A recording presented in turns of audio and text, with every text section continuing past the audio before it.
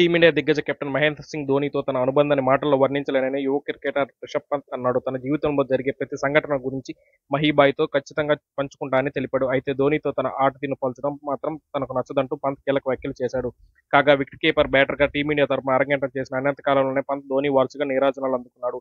అయితే mister cool స్థానాన్ని భర్తీ చేయగల సమర్థుడు ఇతరేనంటూ ప్రశంసలు కురిపించే వాళ్లే పంత్ విఫలమైన సమయంలో దారుణమైన విమర్శలు చేశారు. ఇలాంటి పోలికలు, విమర్శలు తన మానసిక పరిస్థితిపై తీవ్ర ప్రభావం చూపేవంటున్నాడు రిషబ్ పంత్.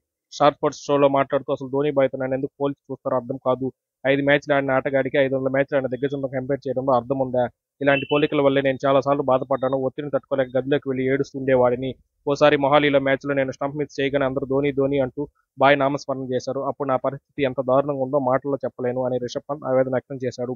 ఆటపరంగా ఇలాంటి పోలికలు తనపై తీవ్ర ఒత్తిడి తెచ్చినా ధోనీతో వ్యక్తిగతంగా తన అనుబంధాన్ని అంత గొప్పదని పంత్ ఈ సందర్భంగా పేర్కొన్నాడు. ధోనీ దగ్గర ఎలాంటి విషయాలనే చర్చించగల చనువు తనకు ఉందని తెలిపాడు.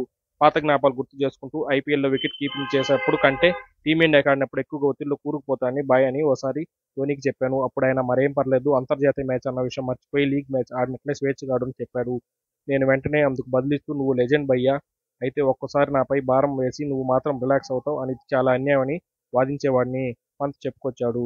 కాగా డిసెంబర్ 2022లో కారు ప్రమాదం నుంచి ప్రాణాలతో బయటపడ్డ పంత్ ఐపీఎల్ 2024 రీ ఎంట్రీతో వచ్చేందుకు సిద్ధమవుతున్నాడు. మరిన్ని ఇలాంటి ఇంట్రెస్టింగ్ వీడియోస్ కోసం మన ఛానల్ సబ్స్క్రైబ్ చేసుకోండి. Thank you.